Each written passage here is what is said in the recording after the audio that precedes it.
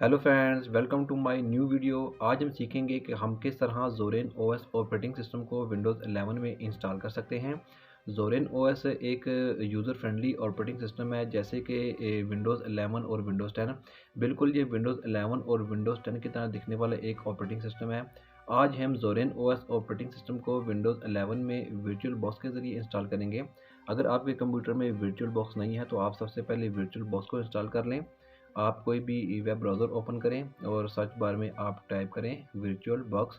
Virtual box search करने के बाद आपके सामने virtualbox.org की ऑफिशियल वेबसाइट आ जाएगी। आपने इसे ओपन करना है और डाउनलोड वर्चुअल बॉक्स 6.1 पर आपने क्लिक करना है।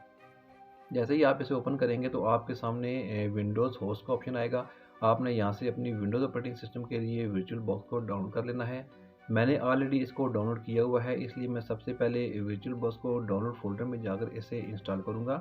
मैं यहाँ से वर्चुअल बॉक्स को ओपन करता हूँ और इंस्टॉल के लिए ये देखिए आपके सामने इंस्टॉलेशन ओपन हो गई है। नेक्स्ट नेक्स्ट और नेक्स्ट करें। यस करने के बाद आपने इंस्टॉल करना है और वर्चुअल बॉक्स आपके कंप्यूटर में इंस्टॉल हो गया है। फिनिश करें और ये देखें आपके कंप्यूटर में वर्चुअल बॉक्स इंस्टॉल हो गया है।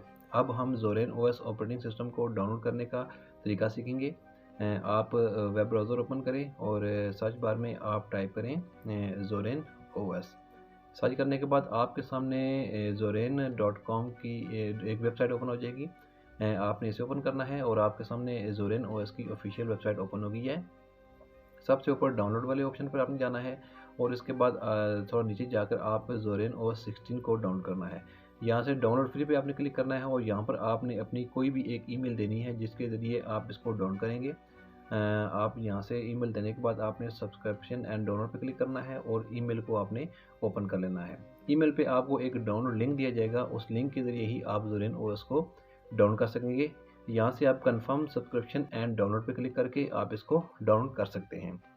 मैंने ऑलरेडी इसको डाउनलोड किया हुआ है, आप देख सकते हैं। मैंने इसे पहले से ही डाउनलोड कर लिया है।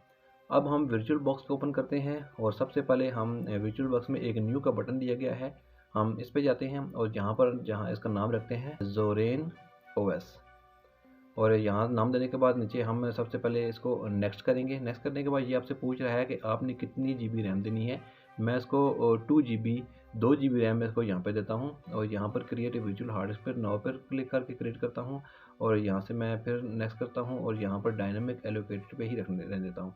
यहाँ से ये पूछ रहा है कि आपने कितनी स्पेस देनी है। मैं यहाँ पर इसे 25 GB स्पेस देता हूँ और क्रिएट पर क्लिक करता हूँ।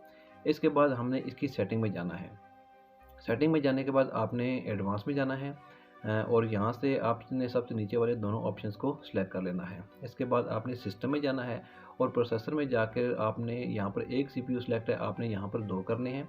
इसके बाद आप स्टोरेज में जाएं और एम्प्टी पर क्लिक करने के बाद आपने ज़ोरेन ओएस को सिलेक्ट कर लेना है। यहाँ पे चूज़ ए डिस्क फाइल पर जाएं और आपने जो डाउनलोड किया हुआ था ज़ोरेन ओएस का सॉफ्टवेयर, आपने उसे यहाँ से ओपन करना है और ओपन करने के बाद आपने यहाँ से इसे ओके कर देना है। इसके बाद आपको ऊपर एक स्टार्ट का बटन दिया गया है, आपने स्टार्ट वाले बटन पर क्लिक करके ज़ोरेन ओएस को इंस्टॉल करना है। जैसे ही आप इसको क्लिक करेंगे तो आपके सामने ज़ोरेन ओएस का इंस्टॉलेशन प्रोसेस शुरू हो जाएगा। आप देख सकते हैं वर्चुअल बॉक्स ओपन हो गया है। आपने सबसे ऊपर वाले ऑप्शन इंस्टॉल ज़ोरेन ओएस पर ही रख के आपने इंटर करना है। जैसे ही आप इंटर करेंगे तो आपके सामने एक नई विंडो ओपन हो जाएगी। यहाँ पर ये 100% इसको कंप्लीट करेगा। तब तक मैं इसकी फुल स्क्रीन कर लेता हूँ ताकि हमें आसानी से आपको नज़र आ सके। यहाँ पर ज़ोरेन ओएस का ऑपरेटिंग सिस्टम इंस्टॉल होने के लिए बिल्कुल रेडी है। यहाँ पर आपको कुछ ऑप्शन दिए जाएंगे। आपने इंग्लिश लैंग्वेज को यहाँ पर सेलेक्ट कर लेना है और अपनी मर्ज़ी से आप कोई भी लैंग्वेज यहाँ पे रख सकते हैं। और लैंग्वेज सेलेक्ट करने के बाद आपने इंस्टॉल ज़ोरेन ओएस पर क्लिक करना है। जैसे ही आप इंस्टॉल ज़ोरेन ओएस पर क्लिक करेंगे तो आपके सामने ये कहेगा कि आपने कीबोर्ड लेआउट किस लैंग्वेज पर रखना है। मैं इंग्लिश यूज़ रखता हूँ और यहाँ पर भी इंग्लिश यूज़ रख के यहाँ पर मैं कन्फर्म करता हूँ। यहाँ पर मैं इसे अनचेक कर देता हूँ। इसकी वजह है ये है कि मैं यहाँ पर अभी कोई थर्ड पार्टी सॉफ्टवेयर को इंस्टॉल नहीं करना चाहता। तो अनचेक करने के बाद मैं यहाँ पर कंफर्म करता हूँ और यहाँ से मैं इसे कंटिन्यू करता हूँ। यहाँ पर आप कोई भी रीजन सेलेक्ट कर लेते हैं, मेरा जो सिलेक्ट है मैं इसे यही रहने देता हूँ।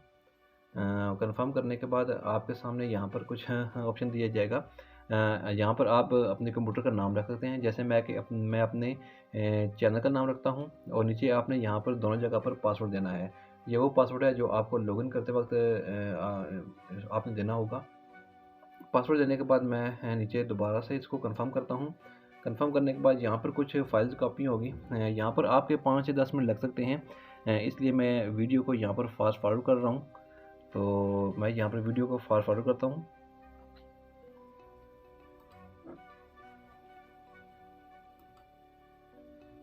जैसे ही इंस्टॉलेशन का प्रोसीजर कंप्लीट होगा तो यहाँ पर आपको रीस्टार्ट करना पड़ेगा अपने ऑपरेटिंग सिस्टम को।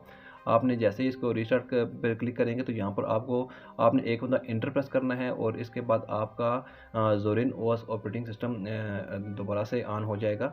ये देखें आपके सामने आपका यूज़र नेम आ गया है। आपने यहाँ पर यूज़र नेम पर क्लिक करने के बाद यहाँ पर वही पासवर्ड देना है जो आपने पहले इंस्टॉलेशन के वक्त लगाया था। आप देख सकते हैं कि ज़ोरिन ओएस मुकम्मल तौर पर मेरे कंप्यूटर में इंस्टॉल हो गया है। अब मैं आपको यहाँ पर कुछ इसकी बेसिक सेटिंग वगैरह दिखा देता हूँ।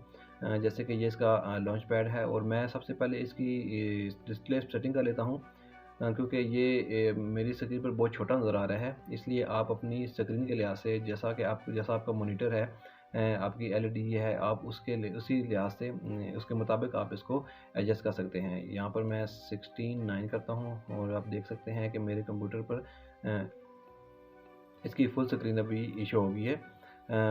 आप इसको इस तरह अपनी स्क्रीन के लिहाज से एडजस्ट कर सकते हैं। यहाँ पर आप देख सकते हैं बिल्कुल इसका इंटरफेस कंप्यूटर विंडोज़ 11 या विंडोज़ 10 की तरह है।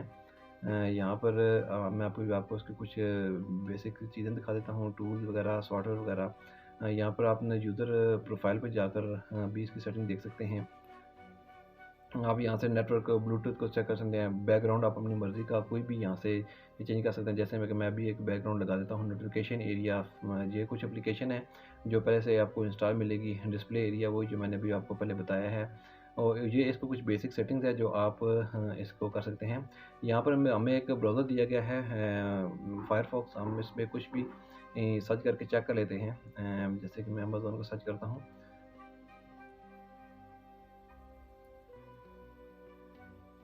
आप देख सकते हैं यहाँ पर सर्चिंग भी एक अच्छे तरीके से हो रही है। ये इसका स्टोर है जहाँ से आप कोई भी किसी भी एप्लीकेशन को यहाँ से इंस्टॉल कर सकते हैं।